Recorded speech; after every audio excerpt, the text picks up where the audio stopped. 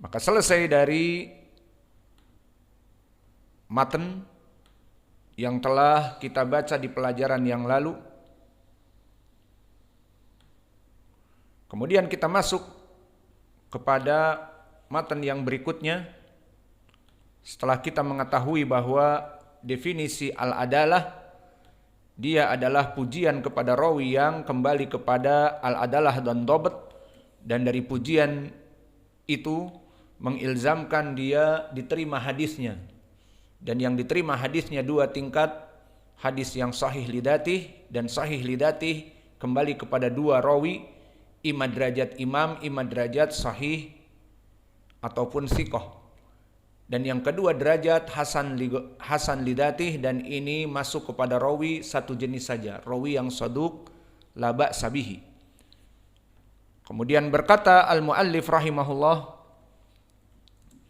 wal adlu huwa al-muslim al-balig al-aqil as-salimu min asbabil fusuq wa khawarimul muru'ah. Maka rawi kapan menjadi mempunyai adalah, ini penting diketahui. Pertama tujuannya agar kita mengetahui bahwa sanad yang ada di depan kita atau di Sahih Al-Bukhari atau di Sahih Muslim itu bisa jadi sahih. Ini jangan disimpan di sini, jadi sempit saya.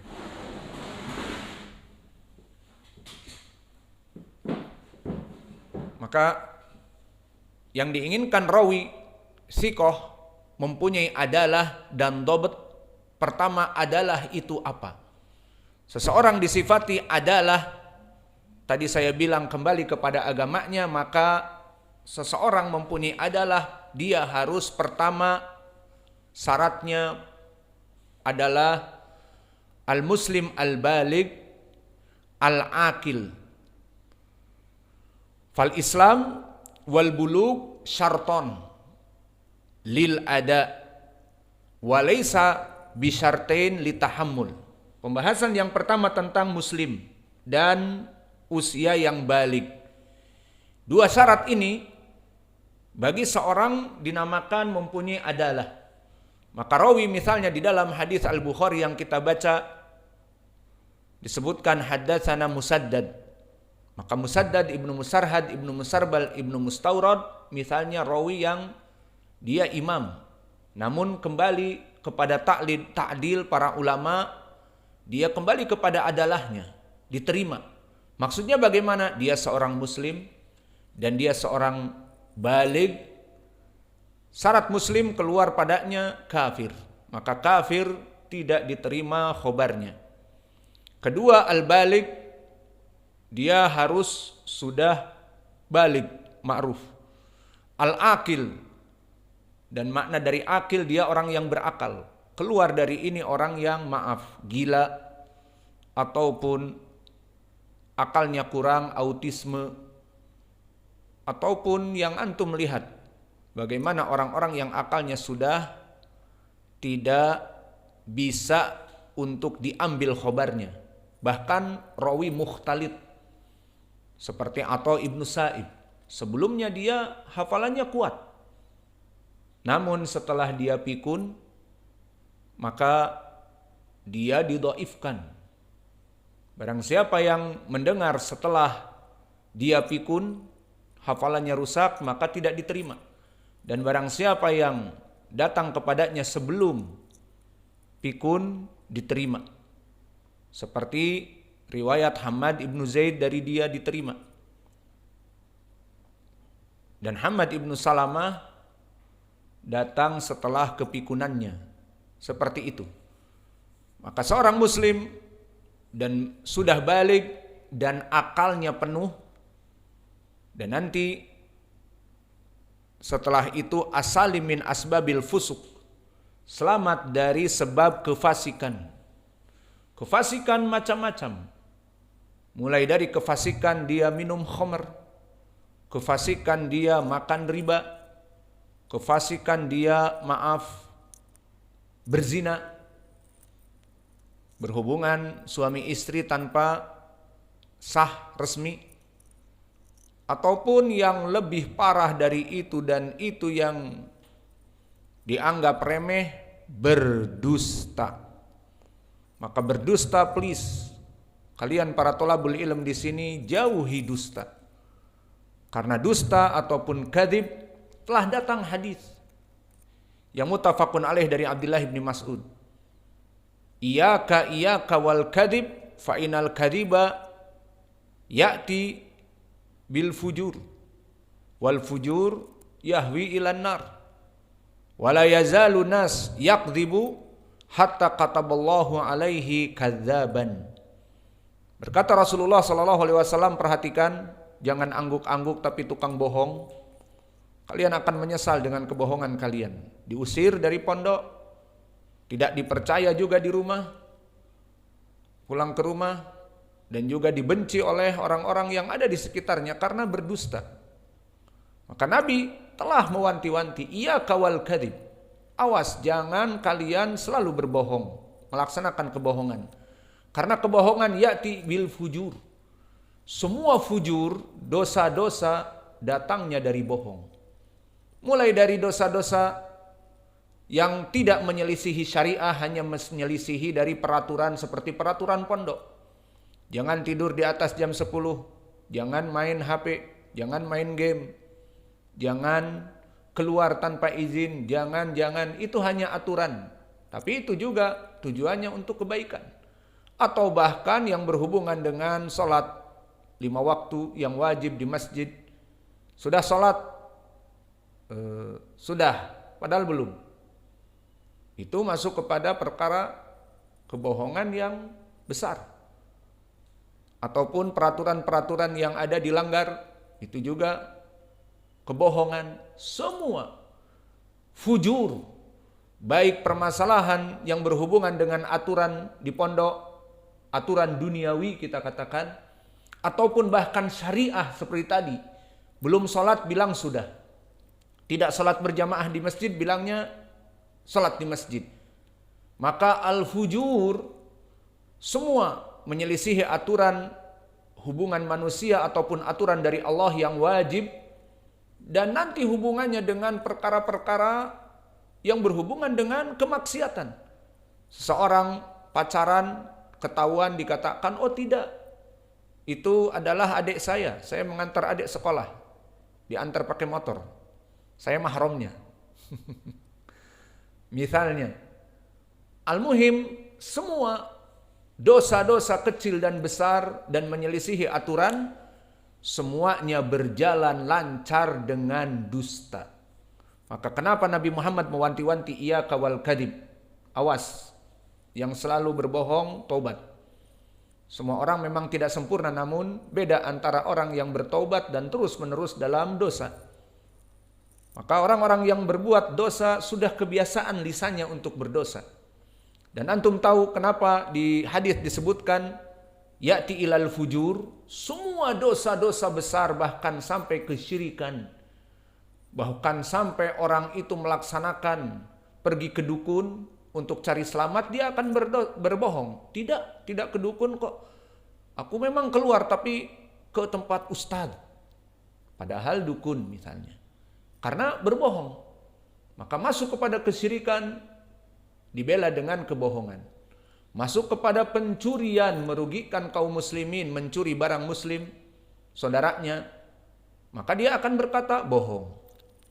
Dan melanggar perkara-perkara yang wajib, sunnah, ataupun hanya sekedar hukum yang ditentukan di pondok pesantren ataupun aturan agar terjadi ketentraman bagi semua, akan dilanggar. Kenapa? Sifat dusta tadi.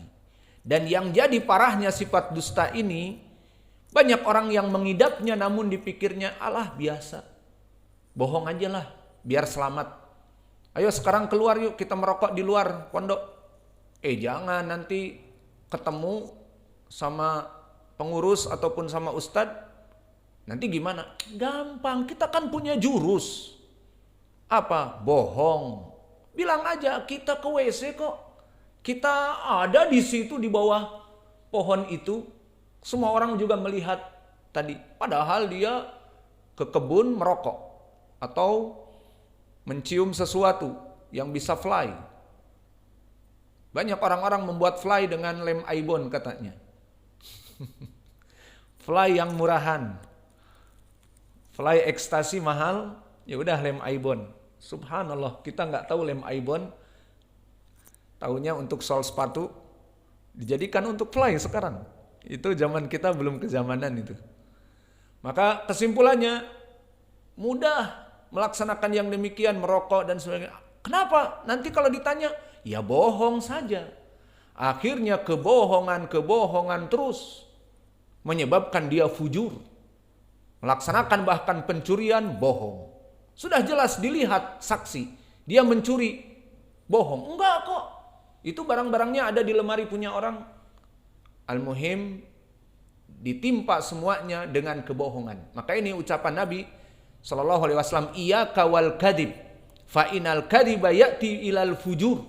Hati-hati kalian dalam keadaan berdusta, karena semua perbuatan dusta bahayanya menyebabkan dia melaksanakan dosa-dosa besar dan berdalih dengan dusta. Intabihu, tukang dusta, taubat, paham? Jangan diolah terus dusta. Jangan mentang-mentang aku masih kecil. Taib, kul taib. Maka orang-orang yang berdusta, kata Nabi tadi, ya'ti ilal fujur, terus akan berkembang kepada keburukannya. Dan disebutkan jika terus-menerus berdusta, Allah akan mengecap dia sebagai pendusta. Bagaimana prakteknya? Seseorang di saat berdusta, dia mempunyai ilzamat, consequence. Berdusta di tipe pertama, harus berdusta di tipe kedua. Iya apa tidak? Untuk mempertahankan dusta yang pertama, berdusta lagi yang kedua. Habis itu harus mempertahankan dustanya, masuk kepada tipe ketiga. Iya apa tidak? Suatu hari dia berkata, aku tidak begini kok. Nanti bulan yang depan harus ilzam. Oh, aku bilang aku tidak begini. Akhirnya ditanya ke arah itu, berdusta lagi. Karena kau mengatakan bulan yang lalu tidak begitu. Akhirnya harus berdusta, tambah lagi ke tingkat kedua. Maka ke tingkat yang ketiga, masalah yang lain yang masih berhubungan dusta yang pertama di bulan yang lalu, berbohong lagi menjadi dusta yang ketiga. Maka kedustaan-kedustaan akan terus seperti ucapan Nabi. Maka jika dia terus-menerus dalam keadaan dusta, harus konsekuensi menutupi dustanya yang pertama, berbuat dusta kedua, menutupi kedua dustanya, berdusta lagi yang ketiga, menutupi tiga dustanya, berdusta lagi yang keempat, menutupi 4 dustanya, berdusta 10 kali dusta. Maka orang akan mengecapnya dia pendusta. Maka Nabi mengatakan Allah akan menjadikan, ditulis dia sebagai pendusta karena menutupi dusta-dustanya. Faham?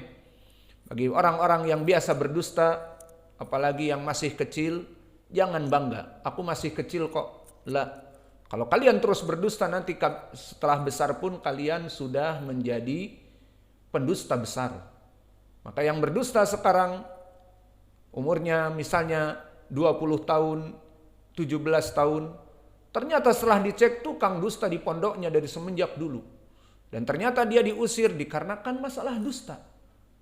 Masalah bohong, karena ya'ti ilal fujur. Dia akan keluar dan berbohong. Dia tidak akan sholat berjamaah, akan berbohong. Dia akan melaksanakan perbuatan yang buruk, jika ditanya akan berbohong. Seperti itu.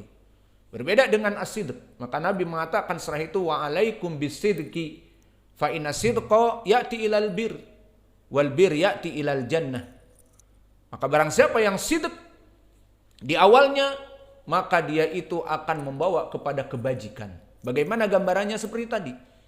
Di saat diajak, ayo kita keluar ke kebun, merokok.